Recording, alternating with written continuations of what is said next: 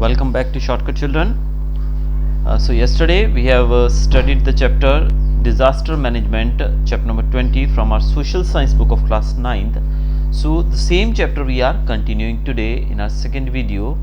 So yesterday we studied up to this topic that we have studied about the flood also. Today we'll start from drought. Drought किसको कहा जाता है? सबसे पहले जब तक हमें उस चीज़ के बारे में पता नहीं होगा तो उसके बारे में हम लिखेंगे कैसे, जानेंगे कैसे? तो देखिए, ड्रॉट जो है, ड्रॉट शब्द यूज किया जाता है सूखे के लिए। जब बारिश नहीं होती है और बहुत गर्मी के कारण जो पानी होता है नदियों, नालों में, तालाबों में, वो सूख जाता है। यानी कि जो मॉनसून है वो अच्छे से बारिश नहीं हो पाती। और भारत जो है किस प्रकार का देश, आप जानते हैं कि हमारे यहाँ पे बारिश जो है वो इर्रेगुलर है और अनसर्टेन है। यानी कि पता भी नहीं है कि होगी कि नहीं होगी, और होगी तो कितनी होगी। दोनों ही चीज़ों के ऊपर हम कोई भी कयास नहीं लगा सकते हैं। तो कुछ जगहों पे तो बारिश इतनी हो जाती है कि जैसे समस्या खड़ी हो जाती है बाढ़ जैसी, और कुछ जगहों पे ऐसी समस्या रहती है कि बारिश जितनी होनी चाहिए उससे भी कम रहती है, जिसको हम ड्रॉट की स्थिति कहते हैं। और ड्रॉट जब होती है, यानी कि जब सूखा पड़ जाता है, तो क्या होता है? एग्रीकल्चरल क्रॉप्स जो हैं, फूड ग्रेन्स, लिविंग ऑर्गेनिजम्स, ये सब के ऊपर असर पड़ता है। अब जब बारिश कम होगी, पानी कम होगा, खेतीबाड़ी नहीं हो पाएगी, खाना नहीं मिल पाएगा हमें प्रॉपर्ली, और लिविंग ऑर्गेनिज्म जो कि पानी को पे डिपेंडेंट है हम सब, हमें बहुत ज़्यादा दिक्कत होगी। इस कारण जगह जगह पर हम देखते हैं बहुत सारे पशु पक्षी जो हैं वो भूख के कारण मर जाते हैं, जो कि ड्रॉट के कारण स्थिति उत्पन्न होती है। अब हमें क्या करना चाहिए ड्रॉट से बचने के लिए? यानी कि अगर हम सोचें कि हमें इस सूखे से बचना है तो क्या करना चाहिए? सबसे पहले ड्रिप इरिगेशन। ड्रिप इरिगेशन एक ऐसी पद्धति है, एक ऐसा मेथड है जिसमें जो पानी है उसका वेस्टेज बहुत ही कम रहता है। देखिए, पहले क्या होता है, ये पौधे जो होते हैं उनकी जड़ों के अंदर डायरेक्ट पानी गिरा है। देखिए, एक पाइपलाइन है जैसे आप देख रहे हैं। ये पाइप जो है, इस पाइप को यहाँ पर नीचे पौधे हैं, समझिए पौधा है एक, पौधा नंबर 2, पौधा नंबर 3, 4, ये 4 प्लांट्स हैं। तो ये जो पाइप रहती है इसके अंदर से पानी गुजरता है और एक एक ड्रॉप करके यहाँ पर एक छेद कर दिया जाता है। तो हर एक जगह पर एक एक छेद कर दिया जाएगा जहाँ से पानी जो है वो सीधा इन पौधों की जड़ों में गिरेगा, और वो बूंद बूंद गिरेगा, एक एक बूंद। अब अदरवाइज क्या होता है, देखिए हम क्या करते हैं, पूरे खेत के अंदर जब पानी, हम इतनी जगह पर अगर पूरे में पानी ऐड करेंगे तो पानी जो है जितना पौधे को चाहिए वो तो ठीक है, लेकिन बाकी पानी जो है वो एवेपोरेट हो जाएगा और कुछ पर्कुलेट हो जाएगा जमीन के अंदर, और एवेपोरेशन के द्वारा काफ़ी पानी वेस्ट हो जाता है। लेकिन इस मेथड के द्वारा आप देखिए सीधा पानी जो है वो पौधे की जड़ पे गिरेगा, जिससे वेस्टेज ऑफ वाटर की जो गुंजाइश है वो बिल्कुल ही लेस, वेरी लेस कंपैरेटिवली रह जाती है। तो ऐसे में हम अगर ये मेथड यूज करें तो इससे हम ड्रॉट जैसी सिचुएशन से बच सकते हैं। यानी कि ड्रॉट से नहीं बच सकते हैं, लेकिन पानी की कमी से बच सकते हैं। आगे यहाँ पर बताया गया है, food rationing and use of water should be planned after estimating their availability. खाना हमारे पास कितना है, यानी कि हमारी पैदावार क्या है, हम भारत में हम कितना जो फूड है वो प्रोड्यूस कर रहे हैं, और वाटर की अवेलेबिलिटी कितनी है, कितना पानी हमारे पास अवेलेबल है। तो इन दोनों की कैलकुलेशन के बाद हमें एस्टिमेट करना चाहिए कि हमें प्लानिंग करनी चाहिए कि कितना हमें कैसे कैसे इसको यूज करना है। आगे है, arrangement should be made for fair price distribution of food grains and relief work. अब खाना जो है वो सब लोगों तक समान रूप से पहुंच सके, और रिलीफ वर्क जो राहत कार्य है वो भी सब लोगों तक बराबर मात्रा में पहुंच सके, ये सब चीज़ों के लिए भी हमें अरेंजमेंट करना चाहिए। यानी कि ये नहीं है कि कुछ लोग जो है वो खाना लेकर खूब स्टोर करके बैठे हों और बाकी लोग बेचारे भूखे मरे, तो उसका एक प्रॉपर मैनेजमेंट होना चाहिए। Next, construction activity should be stopped except for the inevitable work. अब देखिए, आप जानते हैं कंस्ट्रक्शन वर्क के अंदर भी काफ़ी पानी वेस्ट होता है। तो कंस्ट्रक्शन का काम कोई इतना ज़रूरी नहीं होता है कि भाई हमें कंस्ट्रक्शन करना ही है। तो अगर सूखे जैसी स्थिति रहती है तो ऐसी स्थिति के अंदर हमें कंस्ट्रक्शन की एक्टिविटीज़ को रोक देना चाहिए।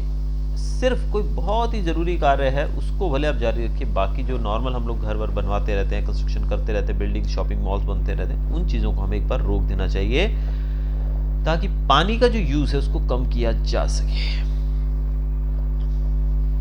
अब ये तो थे हमें प्लस, यानी कि क्या करना चाहिए। अब हम नेगेटिव पॉइंट्स देख लेते हैं, क्या नहीं करना चाहिए। To prevent the food wastage, don't hold large scale dinner parties. खाने की वेस्टेज को रोकने के लिए बड़ी बड़ी जो डिनर पार्टीज हम लोग रखते हैं, मतलब जो ऐसे पार्टीज़ होती हैं जहाँ पर हम लोगों को बुलाते हैं बड़ी संख्या में और खाना वगैरह रखते हैं, वैसी पार्टीज़ यानी कि ब्याह शादियों की जो पार्टीज़ हैं बड़ी बड़ी, वो नहीं रखनी चाहिए ताकि खाने का वेस्टेज ना हो।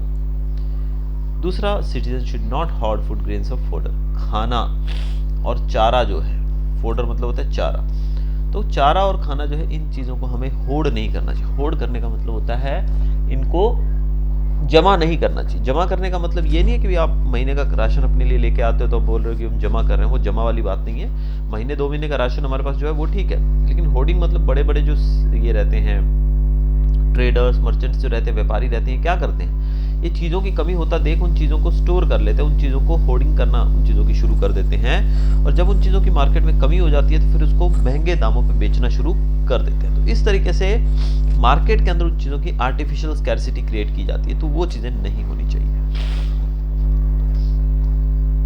आगे हम देखते हैं फॉरेस्ट फायर। फॉरेस्ट फायर कहा जाता है जब जंगल में आग लग जाती है, उसको हम कहते हैं फॉरेस्ट फायर। अब ये एक्टिविटी आप सोचेंगे कि ये मतलब बहुत ही कम सुनने में आता है, लेकिन आजकल हम देखें तो बहुत ज़्यादा जगहों पर जंगलों में आग लगती रहती है। अब ये होती कैसे है?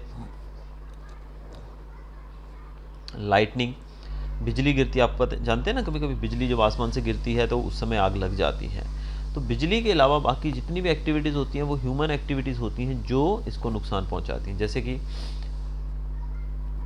कभी कभी हम जंगल से गुजरते वक्त सिगरेट पीते पीते जलती हुई सिगरेट वहाँ फेंक देते हैं, बीड़ी जलती हुई फेंक देते हैं, जलती हुई माचिस फेंक देते हैं, तो उससे भी आग लग सकती है। फिर कभी कभी जो टूरिस्ट जो जंगल में एडवेंचर के लिए जाते हैं वो वहाँ पर अपना कैंप रखते हैं, तो कैंप में जब वो आग वाग जलाते हैं खाना वाना बनाने के लिए तो फिर वो जलता ही छोड़ देते हैं, तो चिंगारी उड़ के वहाँ पर नुकसान कर सकती है।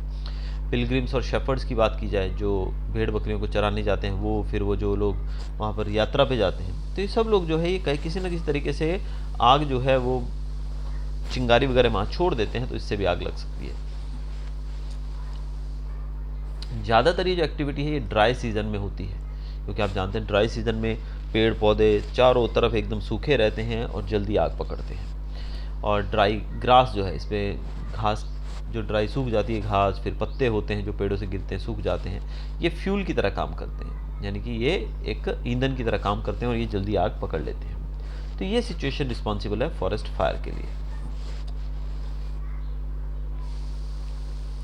अब जब चिंगारी किसी तरीके से इन सूखे घास के ऊपर या फिर सूखे पत्तों के ऊपर गिरती है तो आग जो है लग जाती है, और आग जो है हवा के साथ बढ़ती रहती है। अब आग बढ़ती रहती है और कुछ जो पेड़ हैं वो ऐसा भी करते हैं कि वो ऑयल जैसा कुछ मटेरियल वो अपने से निकालते हैं पेड़ जो हैं वो, जिससे आग ज़्यादा भड़क जाती है।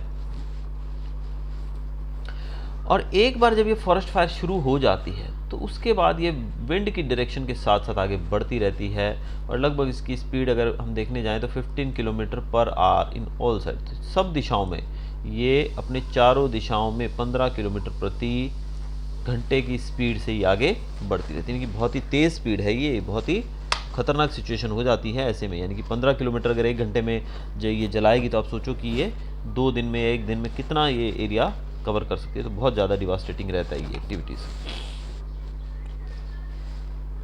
अब आगे बताया गया है कि फायर को हम 2 ही सिचुएशन के अंदर स्टॉप कर सकते हैं। Fire extinguish complete by itself, या तो एक वो खुद ब खुद ख़त्म हो जाए, अब उसको आगे मतलब आग बुझ जाए, खुद ब खुद बुझ जाती है कई बार। तो दूसरा हैवी रेन के कारण हो सकते हैं, ये नेचुरली ये 2 तरीके से हो सकती है। अब आग जब लगती है तो अपने रास्ते में आने वाले पेड़ पौधों को, जंगली जानवरों को, जो भी हैबिटेट्स होते हैं उनको जला देती है। उससे जो धुआं उठता है वो ग्लोबल वार्मिंग भी क्रिएट करता है, गर्मी होती है। फिर इसके अलावा जो धुआं है वो आसपास के वातावरण को पोल्यूटेड कर देता है, लोगों का रहना मुश्किल हो जाता है, तो ये सब चीज़ें होती हैं। अब फॉरेस्ट फायर के समय में करना क्या चाहिए? तो सबसे पहली बात, फॉरेस्ट डिपार्टमेंट की जो हिदायतें दी जाती है, जो हमें इंस्ट्रक्शंस दी जाती है, उनको फॉलो करना चाहिए। जैसे कि आप जंगल में जा रहे हैं तो वहाँ पे कैंपिंग के समय आप जो आग वगैरह जला रहे हैं उसको सेफ्टी से जलाइए। जो भी मतलब हिदायतें फॉरेस्ट डिपार्टमेंट देता है हमें वो माननी चाहिए। इसके अलावा पेट्रोलिंग करनी चाहिए फॉरेस्ट के अंदर, यानी कि फॉरेस्ट के अंदर पेट्रोलिंग का मतलब पेट्रोल डालना चाहिए नहीं, पेट्रोलिंग का मतलब वहाँ पर गश्त लगाना चाहिए। जो फॉरेस्ट रेंजर्स होते हैं वो समय समय पर उसमें चक्कर लगाते रहें, ताकि कभी ऐसी सिचुएशन को दिखे कि कुछ दिक्कत हो रही है तो वो उस सिचुएशन से तुरंत लड़कर उसको कंट्रोल में कर सके। फॉरेस्ट डिपार्टमेंट जो है वो ट्रेनिंग देनी चाहिए उनको, अपने एम्प्लॉयज़ को। किस चीज़ की ट्रेनिंग? फायर एक्सटिंग्विश करने की, आग को कैसे बुझाना है। अब क्या नहीं करना चाहिए, जब आप फॉरेस्ट से गुजर रहे हैं तो वहाँ पर जलती हुई बीड़ी, सिगरेट, ऐसी चीज़ें मत फेंको। इसके अलावा जो लोग फॉरेस्ट के आजू बाजू रहते हैं, वो लोग, यानी फॉरेस्ट जो कि हमारे आदिवासी लोग खासकर जो जंगलों में रहते हैं, और वो लोग वहीं रहकर अपना खाना पीना बनाते हैं, तो ऐसे में उन लोगों को भी जो इंस्ट्रक्शंस दी जाती हैं, किसके द्वारा, फॉरेस्ट डिपार्टमेंट के द्वारा, वो उनको नज़रअंदाज नहीं करनी चाहिए। तो ये सब चीज़ें उनको ध्यान रखनी चाहिए। तो ये जो इंसिडेंट्स के बारे में हमने अभी तक देखा, ये सब थे वो इंसिडेंट्स, वो डिज़ास्टर्स जो कि नेचुरल रहते हैं, यानी कि जो कि नेचुरली हमारे सामने आते हैं। अब हम पढ़ेंगे कुछ और ऐसे ही डिज़ास्टर्स के बारे में जिनको हम कहेंगे मैन इंड्यूस्ड डिज़ास्टर या फिर मैन मेड डिज़ास्टर। तो सबसे पहला जो हम बात करते हैं मैन मेड, यानी कि जो इंसानों के द्वारा उत्पन्न होता है, उसमें पहला जो नाम आता है वो आता है इंडस्ट्रियल एक्सीडेंट्स। ये अब एक ऐसी चीज़ है, एक्सीडेंट तो कहीं पर भी किसी भी तरीके से हो सकता है। ऐसे में इंडस्ट्रीज़ के अंदर एक्सीडेंट होना ये एक कॉमन सी बात है, और अक्सर ये जो घटनाएं हैं हमारे सामने इंडस्ट्रीज़ के अंदर आती रहती हैं दिन प्रतिदिन। एक्सीडेंट्स जो हैं भले कितनी भी प्रिकॉशन रखी जाए लेकिन फिर भी हो ही जाते हैं। अब इन एक्सीडेंट्स में बहुत सारे लोग मारे भी जाते हैं, पशु पक्षियों का यानी कि लाइव स्टॉक का डैमेज होता है, फिर प्रॉपर्टी का भी नुकसान होता है। इसके साथ साथ एनवायरनमेंट को भी बहुत असर पड़ता है इंडस्ट्रियल एक्सीडेंट से, और इसका जो कारण है वो है ह्यूमन एरर्स, यानी कि जो इंसान जो भूल करता है, इंसानों के द्वारा की गई गलती, मिस्टेक जो है, यही इसका मेन कारण माना जाता है। इंसान जो है वो बहुत सारी मशीनों का उपयोग करता है इंडस्ट्री के अंदर, और फिर उनको यूज़ करके चीज़ों को बनाया जाता है, फिर चीज़ों को डिस्ट्रीब्यूट किया जाता है। तो हर एक स्टेज जो है, हर एक स्टेज, भले वो बनाने का काम है, भले वो डिस्ट्रीब्यूट करने का काम है, भले वो कोई भी एक्टिविटी है इंडस्ट्री के अंदर, वो कहीं ना कहीं एक्सीडेंट क्रिएट कर सकते हैं। तो एक्सीडेंट तो इवन हम रोड पे चलते हैं वहाँ भी होते हैं, तो एक्सीडेंट किसी भी तरीके से हो सकते हैं। तो इंडस्ट्रियल एक्सीडेंट एक मैन इंड्यूस्ड डिज़ास्टर है। अब ऐसे एक डिज़ास्टर की बात करेंगे हम, जो कि जिसको हम एक इंडस्ट्रियल डिज़ास्टर कह सकते हैं, वो है Bhopal gas tragedy. Union carbide नामक एक कंपनी थी जो कि भोपाल में काम करती थी, जो कि भोपाल में थी, मध्य प्रदेश। भोपाल जो है वो मध्य प्रदेश की राजधानी है। ये क्या करती थी, क्या बनाती थी यूनियन कार्बाइड? इंसेक्टिसाइड, यानी कि जो पेड़ों पे, पौधों पे लगने वाले जो कीड़े मकोड़े, उनको मारने की दवाई बनाती थी। और आपको पता है जब कीड़े मकोड़ों को मारना है तो उसके लिए हम कोई वहाँ पर परफ्यूम तो छिड़केंगे नहीं, या कोई ऐसी मीठी चीज़ तो छिड़केंगे नहीं कि कीड़े खाएंगे उसको तो उससे तो वो बढ़ेंगे, लेकिन ये था पॉइज़न। आपको समझ रहे होंगे ये तो, क्योंकि पॉइज़न जो है, पॉइज़न ही कीड़ों को मारेगी। जैसे कि आप घर में भी कीड़े वगैरह मारने के लिए क्या यूज़ करते हो, लक्ष्मण रेखा करके चौक आता है, हिट का चौक आता है, तो ये जो चौक्स हैं ये क्या होते हैं, पॉइजन ही तो होते हैं। तो वैसे ही इन कीड़ों को मारने के लिए भी पॉइजनस जो गैस है उसका यूज़ किया जाता है। तो उस गैस का नाम था MIC, मिक गैस। कौन सी गैस? मिक। ये गैस बड़े बड़े टैंक्स के अंदर रखी जाती थी, और लगभग 3 दिसंबर 1984 की सुबह की बात है, ये जो मिक गैस थी ये क्या होने लगी, लीक होने लगी टैंक में से। इसकी लीकेज जो थी लगभग 40 मिनट तक रही। कितने मिनट तक ये लीक हुई? 40 मिनट तक। और इस कारण से सुबह सुबह ये जो भोपाल है, भोपाल बहुत ही डेंसली पॉपुलेटेड पार्ट है, आप जानते हैं कैपिटल है एक तो, और बहुत ही अच्छा बड़ा शहर है, तो बहुत ज़्यादा यहाँ पर फैल गई ये गैस। और ऑफिशियल फिगर्स की बात करें तो लगभग 2,500 लोग मारे गए इसमें। कितने लोग? 2,500 लोग मारे गए, और हज़ारों की संख्या में भोपाल के जो रेजिडेंट्स थे, जो वहाँ के निवासी थे, उनको इस गैस से इफेक्ट हुआ, प्रभाव पड़ा उनका। तो आप यहाँ पर एक चीज़ का ध्यान रखिए, देखिए कि 40 मिनट के अंदर इसने 2,500 लोगों की जान ले ली, और हज़ारों की संख्या में लोगों के ऊपर इसका प्रभाव पड़ा। इसके अलावा लोग जो थे उनके साथ साथ पशु पक्षी भी इस गैस से मारे गए।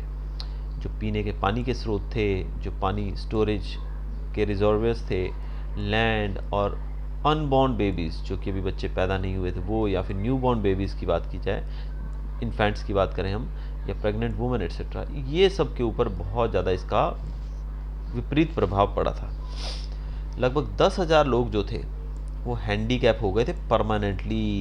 ये बहुत ही बड़ा फिगर है बच्चों। 40 मिनट के गैस रिसाव ने 2500 लोगों को मार दिया, 10,000 से करीब लोगों को ये हैंडीकैप कर दिया, और 1.5 लाख लोगों को पार्शली हैंडीकैप कर दिया। तो कितनी बड़ी ट्रेजेडी थी, ये इंडस्ट्रियल एक्सीडेंट ही है, तो ये बहुत ही खतरनाक साबित हो सकता है। अब हमें क्या करना चाहिए जब हम गैस लीकेज की बात करें? तो सबसे पहले लीकेज को प्रिवेंट करने के लिए प्रॉपर वार्निंग सिस्टम होना चाहिए, मॉडर्न एकदम लेटेस्ट, जो कि अगर भाई कहीं लीकेज हो तो तुरंत आपको पता लग सके। फिर हाई लेवल मेजर्स सेफ्टी के लिए, जितनी सेफ्टी हो सके मैक्सिमम जो सेफ्टी मेजर्स हैं वो लेने चाहिए। अगर गैस जो है वो ट्रांसफ़र करते वक्त लीक हो जाती है तो जो गैस का टैंकर है उसको तुरंत जल्दी से जल्दी ह्यूमन सेटलमेंट से दूर ले जाना चाहिए। सपोज़ अब गैस को ट्रांसफ़र किया जा रहा है एक टैंक से दूसरे में या फिर किसी भी तरीके से, तो ऐसे में अगर लीकेज शुरू हो जाए तो उस गैस के टैंकर को लेकर फटाफट से ह्यूमन सेटलमेंट से, यानी कि आबादी से दूर चले जाना चाहिए जहाँ पर वो नुकसान ना पहुँचाए लोगों को। अगर आप कभी ऐसी स्थिति में फंस जाएँ तो हमेशा विंड की डायरेक्शन के ऑपोजिट भागना चाहिए। आप सब समझिए कि हवा इस तरफ आ रही है और गैस इस तरफ है, ये गैस है तो गैस किस तरफ जाएगी? हवा के साथ इस तरफ ही जाएगी। तो आपको किस तरफ दौड़ना है? इस तरफ दौड़ना है। तो आपको रनिंग किस तरफ करनी है? दौड़ना है इस तरफ, क्योंकि आप इस तरफ जाएंगे तो गैस से आप बच जाएंगे, लेकिन अगर आप इस तरफ जाएंगे तो गैस तो आपके साथ साथ ही चल रही है। अगर आपके जो आसपास जो लोग हैं उनमें से कोई ब्रीथलेसनेस, यानी कि जिसको सांस लेने में दिक्कत हो रही है, आंखें जल रही हैं, ऐसी कुछ समस्या आपको हो रही है, आपके आजू बाजू किसी को है, तो उसको आप अपने आप ट्रीटमेंट मत दो, आपको मेडिकल गाइडेंस लेना चाहिए, क्योंकि ये गैस की वजह से, पॉइजनस गैस की वजह से। दूसरा, फेंटेड या वीक लोग, कमज़ोर लोग हैं जो चल नहीं सकते हैं या दौड़ नहीं सकते हैं, या फिर जो कुछ लोग बेहोश हो गए हैं, उन लोगों को तुरंत उस एरिया से शिफ्ट कर देना चाहिए। फिर फायर ब्रिगेड को या पुलिस को तुरंत हमें मैसेज करना चाहिए।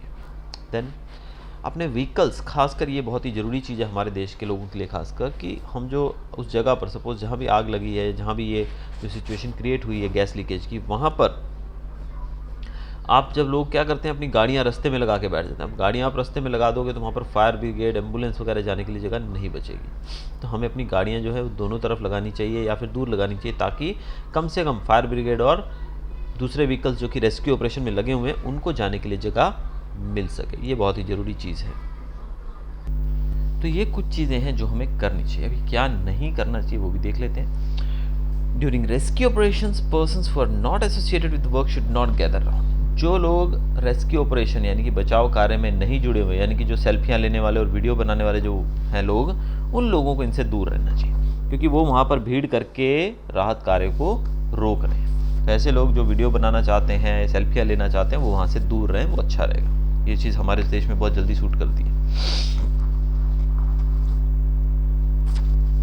जब तक उस एरिया को सेफ ना डिक्लेयर किया जाए गवर्नमेंट अथॉरिटीज़ के द्वारा, तब तक आप उस एरिया में एंटर मत करिए। यानी कि जहाँ पे गैस लीकेज हुई थी वहाँ पर जब तक गवर्नमेंट ना बोले आपको नहीं जाना चाहिए। और अगर आपको बचाव और राहत कार्य की ट्रेनिंग नहीं है, आपके पास कोई नेसेसरी इक्विपमेंट्स नहीं है, तब तक आप रेस्क्यू ऑपरेशन को ज्वाइन मत करो। भले आप मदद करने जा रहे हैं, लेकिन आपको पता नहीं है कि किस प्रकार से मदद करनी है, तो फिर आप तो काम बिगाड़ोगे। तो इसलिए जब तक आपको ट्रेनिंग नहीं है उस चीज़ की, क्योंकि इसके लिए भी ट्रेनिंग दी जाती है, आपको पता है ना, NDRF की टीम आती है, तो ये डिजास्टर मैनेजमेंट की जो टीम रहती है इनको पूरा नॉलेज रहता है। तो इस कारण से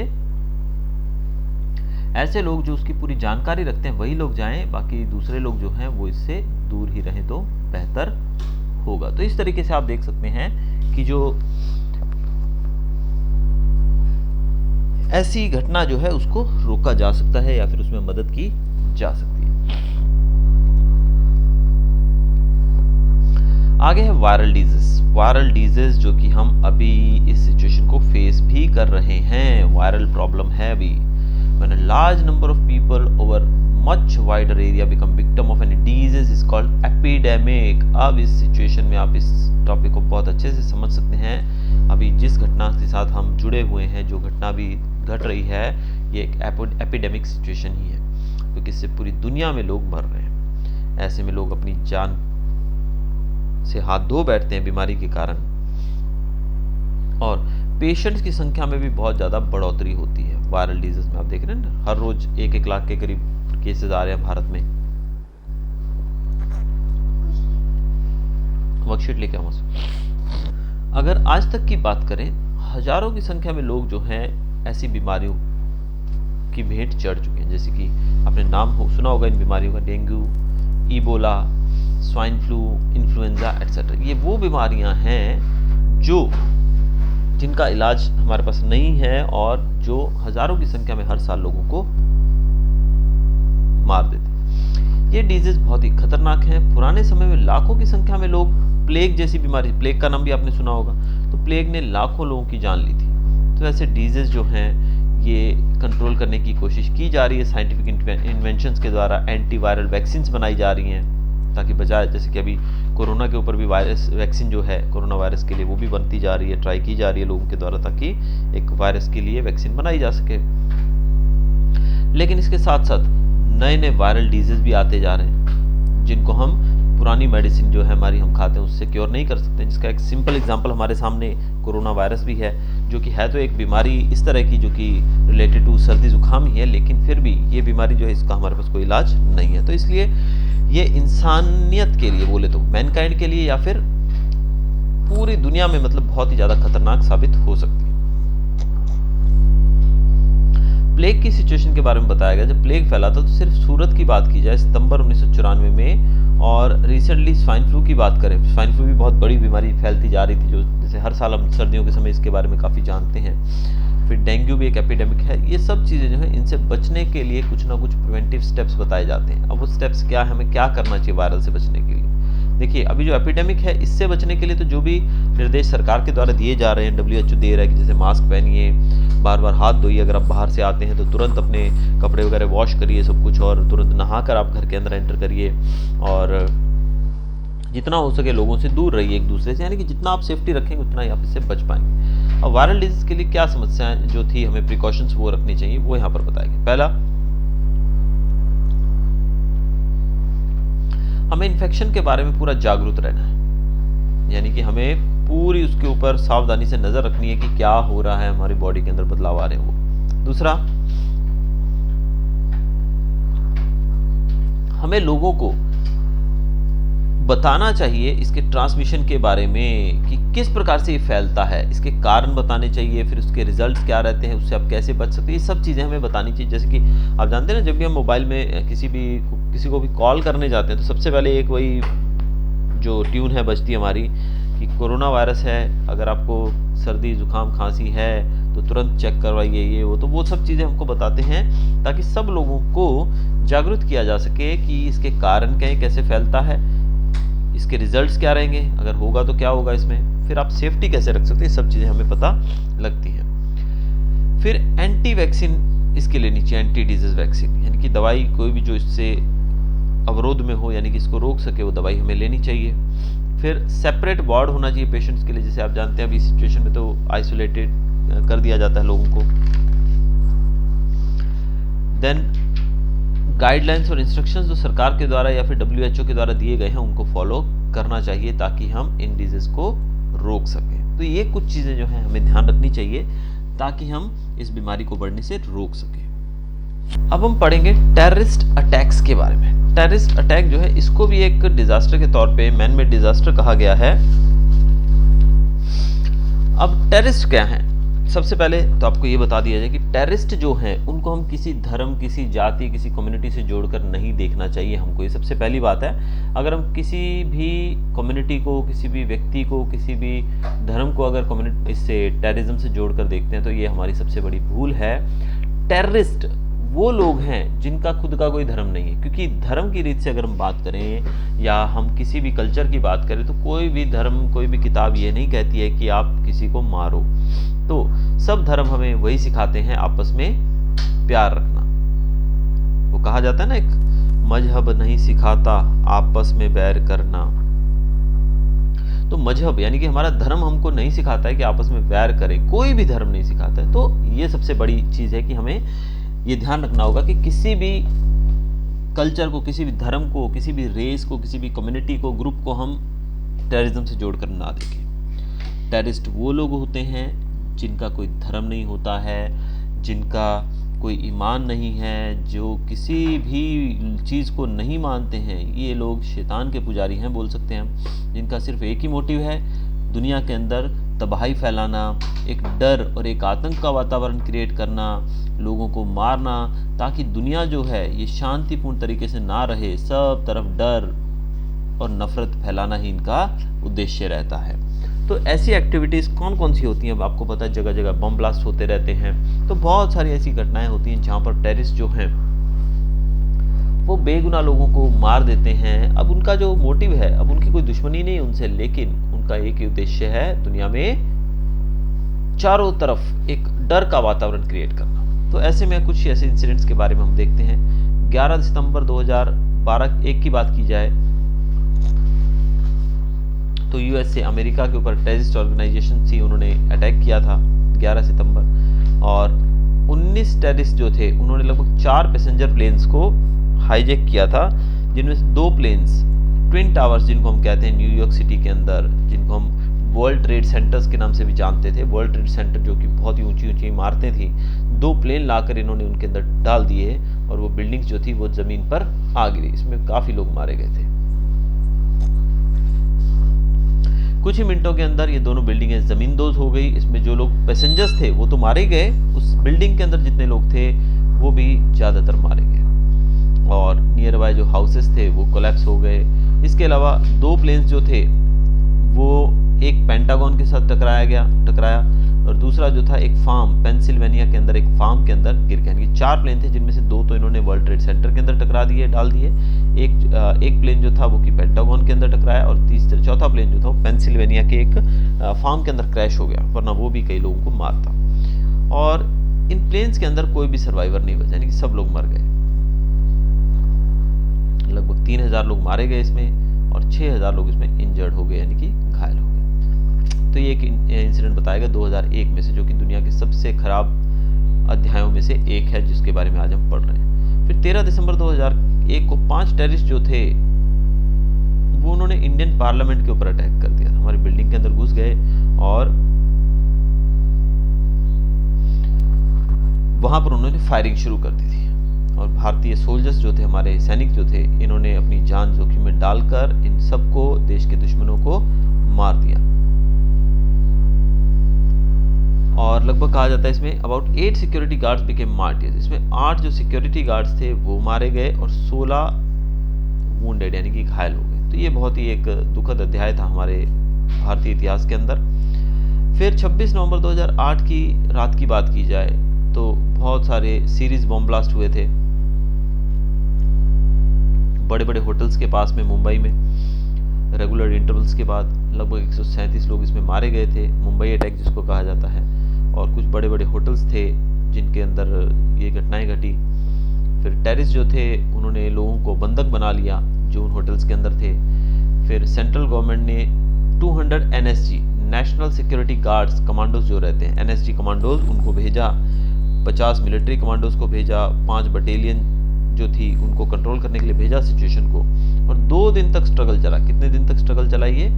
2 दिन तक। 2 दिन के बाद टेररिस्ट जो थे उनको, जो कि बहुत ही ज़्यादा इक्विप्ड थे, उनके पास बहुत ही ज़्यादा हथियार, गोला बारूद था, तो जैसे जैसे उनका वो चीज़ समाप्त होती गई वैसे वैसे उनको हम मौत के घाट उतारते गए। आपको याद होगा इसी दौरान हमने एक टेररिस्ट को, कसाब नामक टेररिस्ट को जिंदा भी पकड़ा था।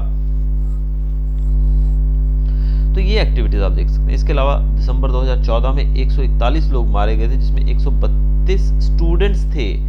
ये एक आर्मी स्कूल के अंदर अटैक हुआ था। कहाँ पर? पेशावर, पाकिस्तान के अंदर। तो वहाँ पर जो अटैक हुआ था पेशावर में, पाकिस्तान में, एक स्कूल के ऊपर अटैक किया गया था, आर्मी स्कूल के ऊपर, जिसमें लगभग 132 बच्चे को लेकर 141 लोग टोटल मारे गए थे। तो ये जो घटनाएं हमने 3-4 यहाँ पर देखी, ये सब टेररिस्ट अटैक से जुड़ी हुई हैं। तो टेररिस्ट अटैक के समय हमें क्या करना चाहिए? सबसे पहले ये चीज़ कि हमें कैसे सावधानी रखनी है। पहला, अगर आपको कोई व्यक्ति संदिग्ध दिखता है, डाउटफुल बिहेवियर लगता है किसी व्यक्ति का, तो सबसे पहले पुलिस को जानकारी दें। दूसरा, अनक्लेम्ड चीज़ें, यानी कि कहीं भी अगर पब्लिक प्लेस के ऊपर कोई चीज़ ऐसी पड़ी है जिसका कोई वारिस नहीं है, भले वो शॉपिंग मॉल में, सिनेमा के अंदर, गार्डन के अंदर या कहीं भी हो, तो उसको आप टच नहीं करिए।